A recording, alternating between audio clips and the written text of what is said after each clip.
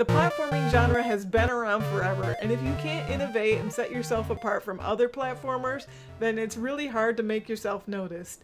Put some bad graphics and some bad gameplay on top of that, and well, you've got a bad Steam game.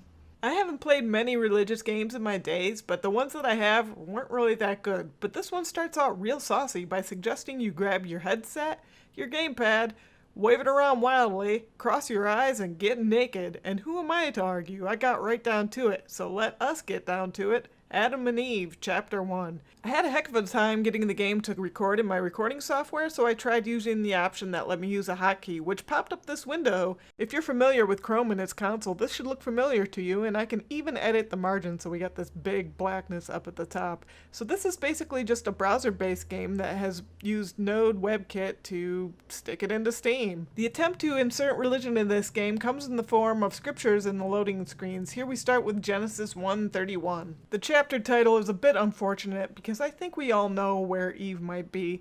The controlling is totally wonky. I cannot get my guy to jump properly half the time, which makes it quite difficult. And what the heck is this thing? Oh, it's apparently something I'm not supposed to run into. If you zoom in there, you cannot really even tell what it is. It says to hit A to jump, but it's actually the X button. I would have preferred A, but what can you do? Using your teeny tiny atom to make these jumps is a pain in the butt because you can't quite tell if you're going to fall off the edge or if you're going to make your jump, so you just got to keep trying and trying.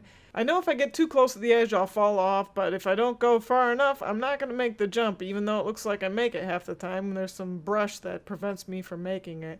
I don't know what the heck this big giant thing is. It's not the sun, because that's in the background.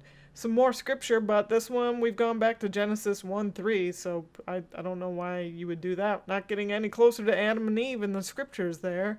So we've gone up in difficulty. We've got more of these, whatever the heck they are. And it took me a while to notice that there is a shelf fungus on that tree that makes the jump a little bit easier from these dudes.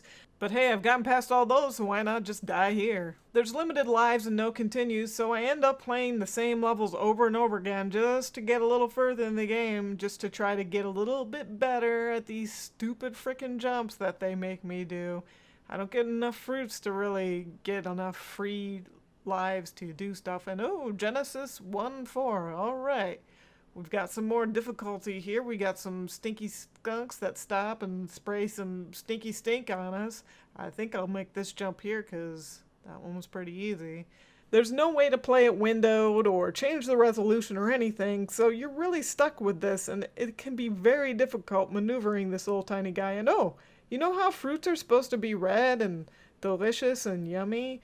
Well, that fruit there is actually poisonous, and had I got it, I would have lost 5 of my fruits somehow, because apparently yellow fruits are good and red fruits are bad. I know all my favorite fruits are red, so yeah, whatever. I couldn't even avoid that one. You're killing me here. Alright, Genesis 1:6. I don't know what's wrong with 5. We've ramped up the difficulty again, and I'm not going to touch these things on the ceiling because they're insta-kill tentacles of doom. You can tell because they got red glowy bits, which I've found. Red glowy things are the things you need to avoid in this. Fire is hot, red is bad. It's good to know that I'm still capable of learning things these days. This is probably one of the most generic platformers I've played on Steam in a very long time. We only have one ability, and that's jump. We've got some very generic mobs that we need to avoid, and we just have obstacles that we have to get by, but we do have some scriptures to read on the loading screens. We got some more stuff here. Looks like they haven't introduced anything new, except for, whoa, what is that there? That looks like a good thing. If I collect a dove, it generates a life. Well, that's good because we need lives. So since there's all these +5 fruits, in theory, I could just do this level over and over again, grab that dove, keep grabbing fruits, and eventually I would gain more lives than I lose, unless for some reason it kills me once here, and then instantly kills me again, resulting in a net loss of lives. I guess I can't risk doing that. It would have been a really slow grind anyways, since I would have had to kill myself at the end of each level in order to do it again.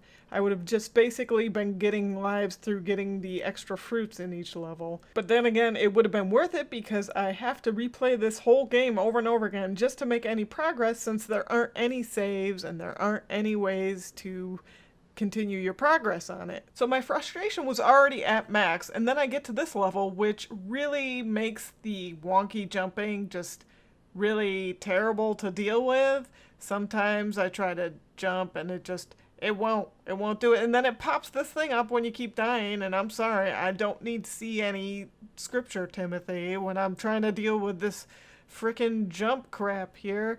And okay, I'm gonna get it this time. And no! How do they expect me to make that jump when it jumps up there when I'm trying to jump down there, and then I can't just fall to it? Oh my god.